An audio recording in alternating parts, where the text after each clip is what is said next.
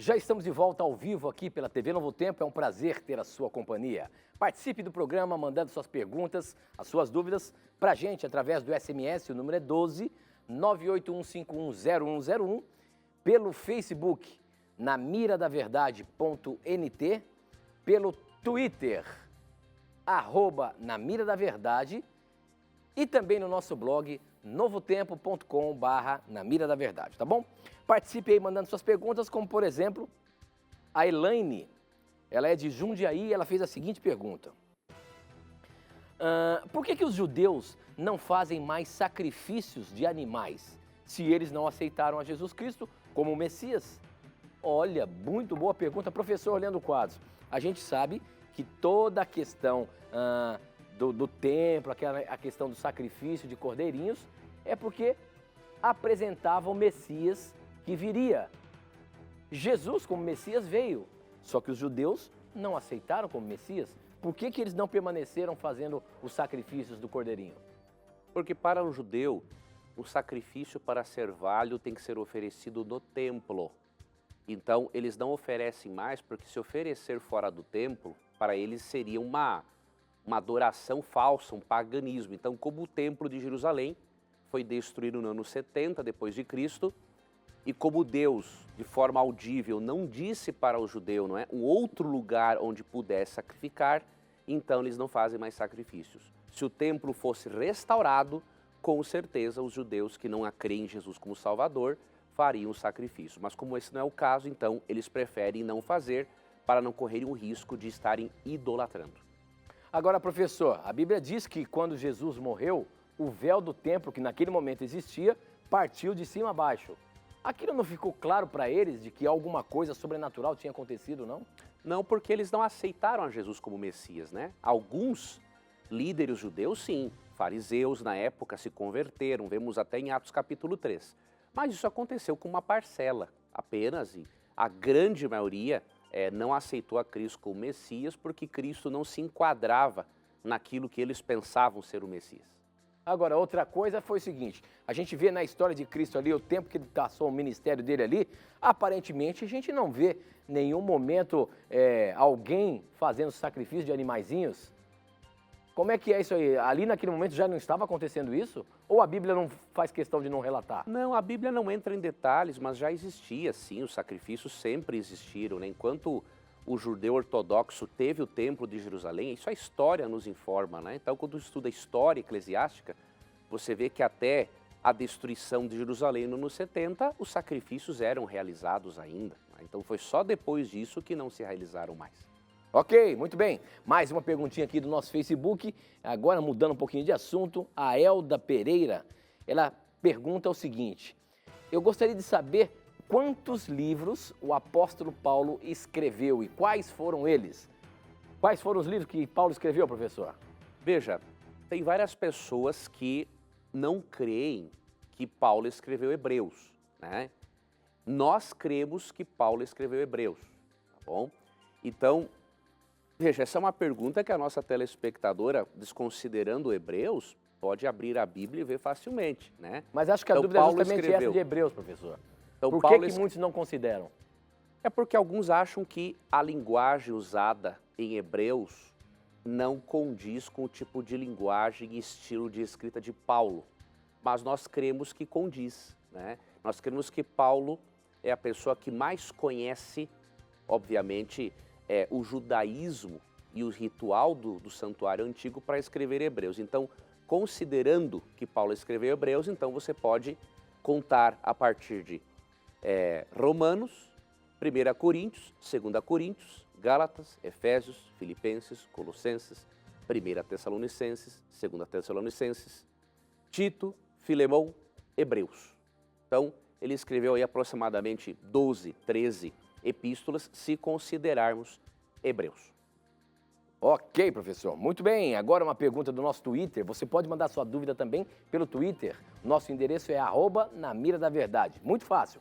Manda lá o Twitter, como por exemplo o Ramon Cardoso, ele quer saber o seguinte: qual a lição espiritual que Cristo queria transmitir na parábola do rico e Lázaro? Qual era a lição espiritual que Jesus queria mostrar ali, professor? Veja, a parábola do rico e o Lázaro ela é muito utilizada para defender a existência do inferno eterno. Porém, quando nós vamos ao texto bíblico, nós percebemos, de acordo com Romanos 14, 12, de acordo com 2 Coríntios 5, 10, Apocalipse 22, 12, que o juízo dos ímpios é um evento futuro, né? Então ninguém está no inferno hoje, será jogado no lago de fogo depois. Não entrando agora nos detalhes da parábola, a lição da parábola principal, a lição principal, entre outras, né, se encontra aqui em Lucas 16, versos 27 a 31. Aqui está a lição principal da parábola. E é nesta lição que nós devemos nos atermos, não aos detalhes da parábola, né? Então replicou, aqui é o rico no suposto inferno falando, né? Pai, eu te imploro que mande Lázaro à minha casa paterna, porque tenho 5 irmãos, para que lhes dê testemunho, a fim de não virem também para este lugar de tormento. Respondeu Abraão, aqui está a lição, ó. Eles têm Moisés e os profetas, ouçam-nos. Mas ele insistiu, não, pai Abraão. Se alguém dentre os mortos for ter com eles, arrepender-se-ão.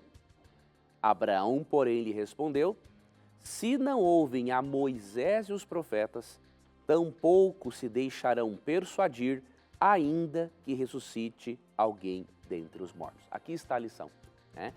Quem quiser ser salvo, precisa aceitar e obedecer ao Antigo Testamento. Cristo mostra aqui que mesmo que Lázaro, que teria ido para junto do seio de Abraão, mesmo que ele ressuscitasse para convencer os parentes do rico de que o inferno, diríamos assim, é um lugar ruim, isso não adiantaria. Se eles quiserem ser salvos, eles têm que ser salvos em vida e crendo no Antigo Testamento. Então a lição da parábola principal é essa aqui. Ok, muito bem, professor. Agora estou aqui no nosso blog, novotempo.com/na mira da verdade. Você pode mandar sua pergunta também por aqui.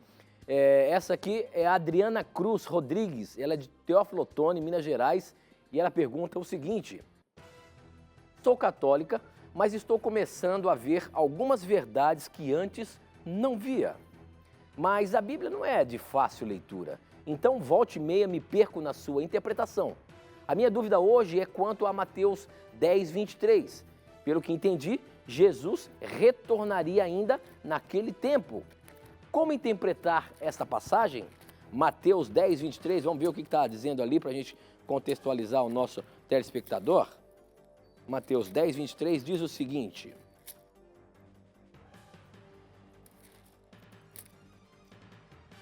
quando vocês forem perseguidos numa cidade, fujam para outra. Eu afirmo a vocês que isto é verdade. Vocês não acabarão os seus trabalhos em todas as cidades de Israel antes que venha o Filho do Homem, dando a entender de que Jesus vinha naquela geração. Como é que a gente entende esse trecho, até mesmo dito pelo próprio Cristo? Antes, minha querida irmã católica, eu quero ler uma promessa de Cristo para você, por você estar se dedicando ao estudo da Bíblia e aprendendo coisas novas. Em João 7,17 diz assim, ó, se alguém quiser fazer a vontade dele, a vontade de Deus, conhecerá a respeito da doutrina, se ela é de Deus ou se eu falo por mim mesmo.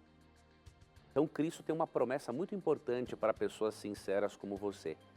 Ele promete que toda pessoa que de coração quer fazer a vontade de Deus, quer entender a Bíblia, Ele vai ajudar essa pessoa a conhecer a vontade de Deus e a entender a Bíblia. Então, a garantia de Deus para você é essa. Se você continuar buscando a Deus, buscando compreender verdades que você não compreendia antes, o Espírito Santo vai ajudar você a entender tudo aquilo que Deus quer que você entenda. Então continue, minha irmã, nessa sua busca. Quanto a Mateus 10, 23, devemos analisar esse texto juntamente ali com Mateus 16, né? Mateus capítulo 16, verso 28 e também Mateus 17, 1. Em Mateus 16, 28, Cristo prometeu algo parecido. Ele disse o seguinte, ó, alguns há dos que aqui se encontram que de maneira nenhuma passarão pela morte até que vejam vir o Filho do Homem no seu reino. Aparentemente, isso é uma contradição, porque Jesus não voltou e muitas das pessoas daquele tempo, há mais de 2000 anos, não estão vivas. Porém, quando você lê o capítulo 17, verso 1, você percebe em que contexto as pessoas veriam o Filho do Homem. No contexto da transfiguração. Leandro, o que você quer dizer com isso? Quando Cristo se transfigurou, ele assumiu a sua forma gloriosa. Essa transfiguração que foi presenciada por Pedro, Tiago e João, ela foi uma manifestação do reino da glória em miniatura. Então, o que Cristo está dizendo? Ele não está dizendo lá em Mateus 10, 23 ou aqui, que todas as pessoas daquela época estariam vivas quando Cristo voltasse. Mas ele está dizendo que algumas pessoas veriam essa manifestação em miniatura do reino glorioso de Cristo, ao verem Cristo transfigurado. Tá bom? Então entenda aquele texto de Mateus 10, 23, juntamente com Mateus 16, 28 e também o capítulo 17, do verso 1 até o 7. Muito bem, professor. Mais uma perguntinha do nosso blog. O pessoal está participando aqui pelo blog. Obrigado pela sua participação. Muita gente também conectada com a gente pelo Facebook, mandando suas dúvidas e no SMS. Obrigado pela participação de vocês e por vocês fazerem o programa acontecer. Afinal de contas, são as suas dúvidas, as suas perguntas que faz o programa acontecer. A Andressa Pereira dos Santos, ela é de, Floriano, no Piauí, e a pergunta dela é a seguinte: gostaria de saber quem é a noiva de Cristo. Eu cresci acreditando que a noiva de Cristo é a igreja. No entanto, há pouco tempo, um irmão da minha igreja me apresentou vários versículos bíblicos que mostram que a noiva é Jerusalém. Me explica isso, por gentileza? Afinal de contas, professor, quem é a noiva de Cristo biblicamente? Qual é o simbolismo, qual é a representação da noiva de Cristo? Veja, amiga telespectadora e ouvinte, quando analisamos o Antigo Testamento, especialmente ali no livro de Oséias, né? Oséias 1, Oséias 2, eu já vou lhe dando alguns capítulos para você fazer depois uma leitura e uma análise mais ampla.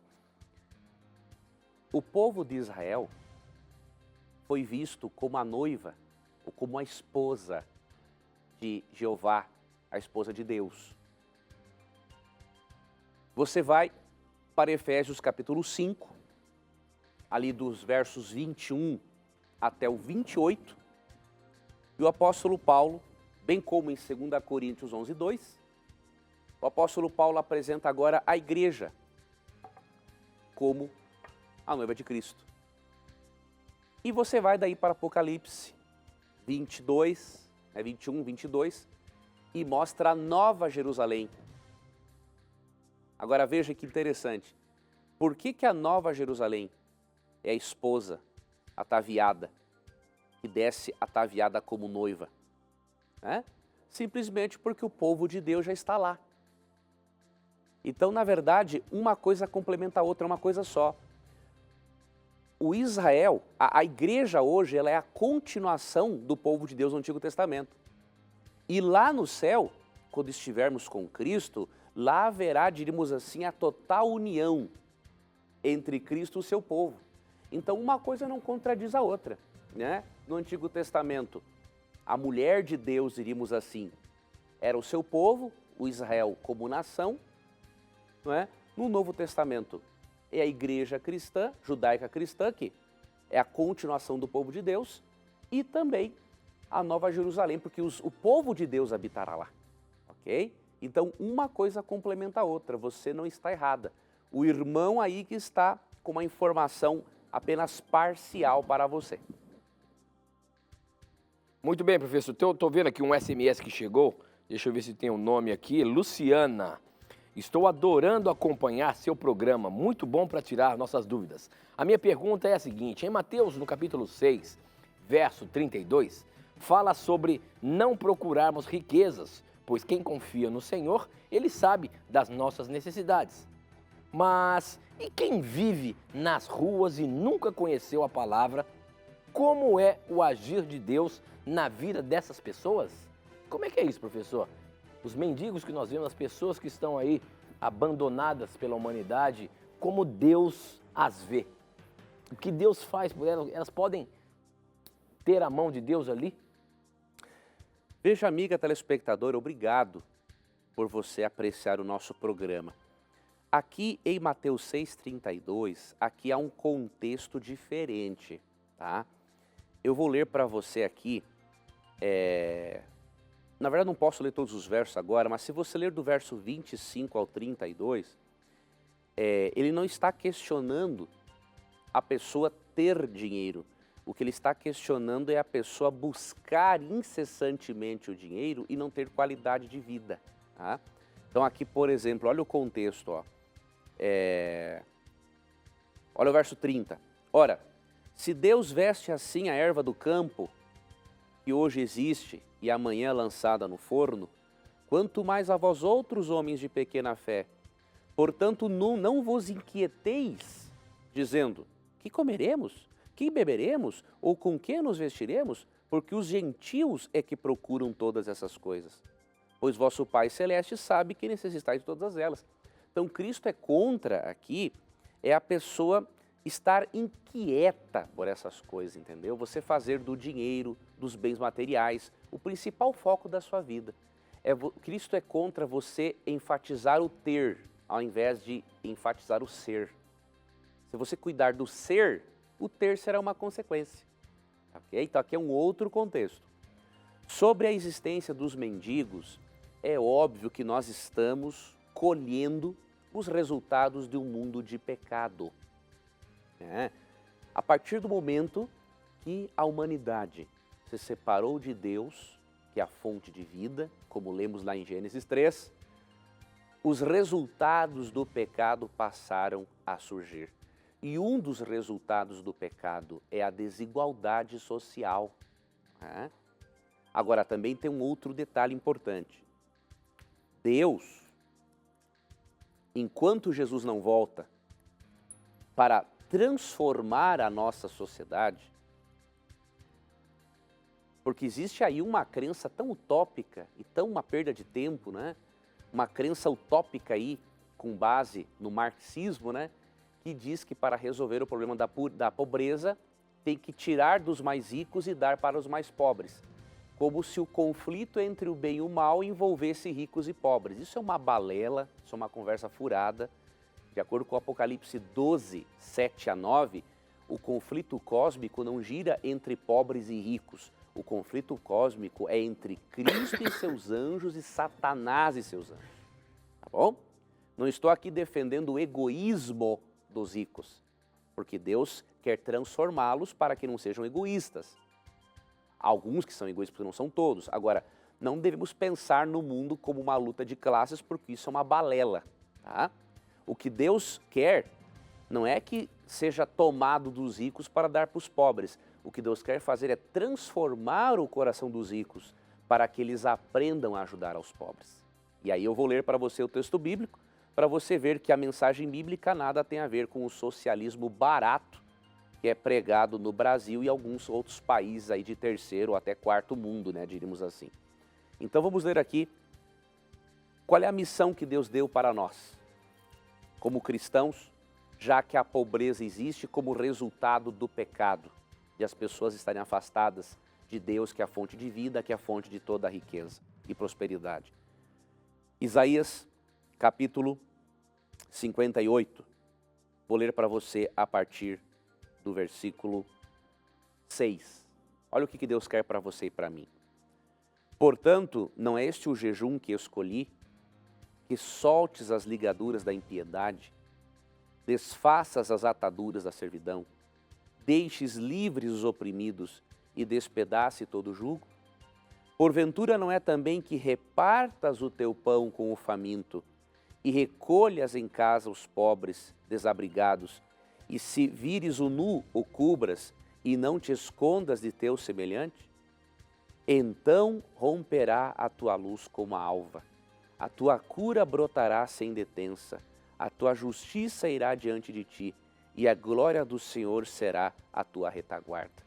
Então clamarás e o Senhor te responderá. Gritarás por socorro e ele dirá, eis-me aqui. Então leia Isaías 58 todo e você vai perceber que o principal jejum para Deus é o jejum espiritual, no qual nos abstemos da maldade e no qual deixamos de lado o nosso egoísmo e ajudamos os pobres.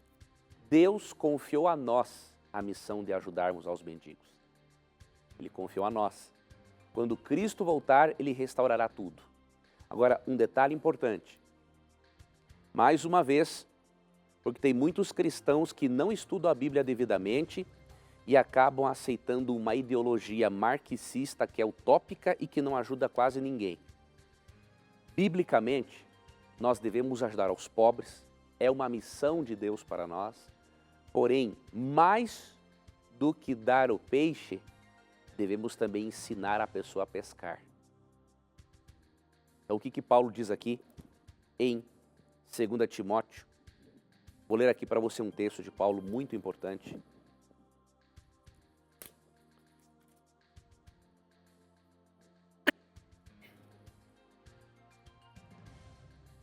Eu acho que é Tessalonicenses. Deixa eu ver se é 2 Tessalonicenses. Isso. 2 Tessalonicenses capítulo 3, verso 10. Ó. Porque quando ainda convosco, vos ordenamos isto. Se alguém não quer trabalhar, também não coma. Então, olha, vamos juntar Isaías 58 com 2 Tessalonicenses 3,10.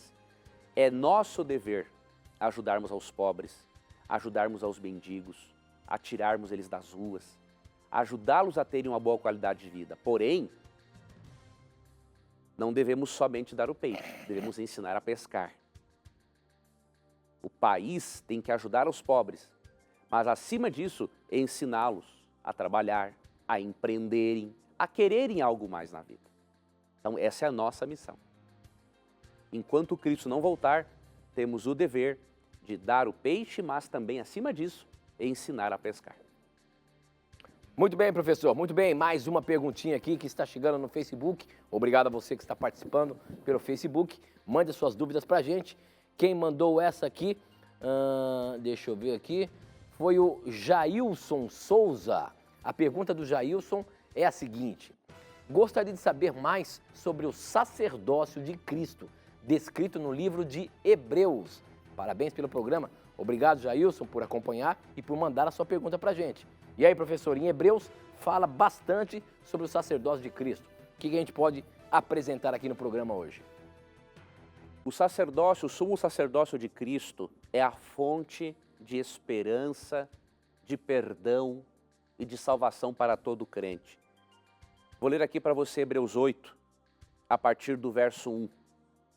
Ora, o essencial das coisas que temos dito, ou seja, tudo o que Paulo, o autor de Hebreus, tem escrito em Hebreus, aqui ele está fazendo já aqui, ó, dizendo que o que é o essencial, o que é o mais importante de tudo o que ele está dizendo aqui. Ora, o essencial das coisas que temos dito é que possuímos tal sumo sacerdote que se assentou à destra do trono da majestade nos céus, como ministro do santuário e do verdadeiro tabernáculo que o Senhor erigiu e não o homem. Ou seja, Cristo é o sumo sacerdote num santuário literal, porque Cristo, inclusive, é literal. E qual é o benefício do sumo sacerdócio de Cristo para nós? Olhem bem, olha que interessante. Hebreus 7, 25. Por isso também pode salvar totalmente os que por ele se achegam a Deus, vivendo sempre para interceder por eles. Primeiramente, o sumo sacerdócio de Cristo garante a nossa presença diante de Deus, a intercessão em nosso favor e o nosso perdão. Olha que coisa interessante. E além disso, o sumo sacerdócio de Cristo, de acordo com Hebreus 4, 14 em diante, o sumo sacerdócio de Cristo garante, além dessa intercessão, garante que você e eu podemos receber perdão, socorro, conforto todas as vezes que pela fé entrarmos no lugar santíssimo do santuário por meio da presença de Cristo. Vou ler para você Hebreus 4, 14 a 16. Tendo, pois, a Jesus, o Filho de Deus, como grande sumo sacerdote que penetrou os céus, conservemos firmes a nossa confissão. Porque não temos um sumo sacerdote que não possa compadecer-se das nossas fraquezas. Antes, foi ele tentado em todas as coisas, à nossa semelhança, mas sem pecado. Acheguemo-nos, portanto, confiadamente junto ao trono da graça, a fim de recebermos misericórdia e acharmos graça para socorro em ocasião oportuna. Você percebeu?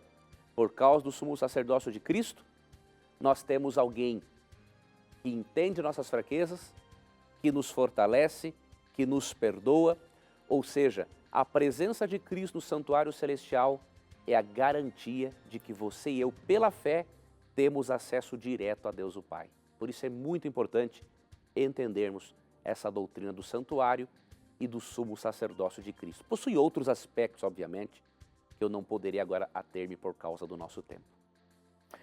Muito bem, professor. Com essa nós encerramos mais um Na Mira da Verdade, mas antes eu queria dizer para você que você pode fazer um curso bíblico gratuito. É esse aqui, ó, Paulo, o Mensageiro da Cruz. Esse DVD feito pelo pastor Gilson Brito, você pode adquirir ligando para a gente agora, 0 operadora 12 21 27 3121 ou acessando a nossa página na internet, novotempo.com/Na Mira da Verdade. A gente fica por aqui, professor, e se encontra na semana que vem, se Deus quiser. Amigo ouvinte, telespectador, obrigado pelo carinho da sua audiência, pela sua confiança. Eu desejo que Deus lhe abençoe e quero lhe recordar que sempre que você tiver coragem de perguntar, a Bíblia terá coragem de lhe responder. E aqui as suas dúvidas, os seus questionamentos sempre estarão na mira da verdade. Até o nosso próximo encontro. Tchau.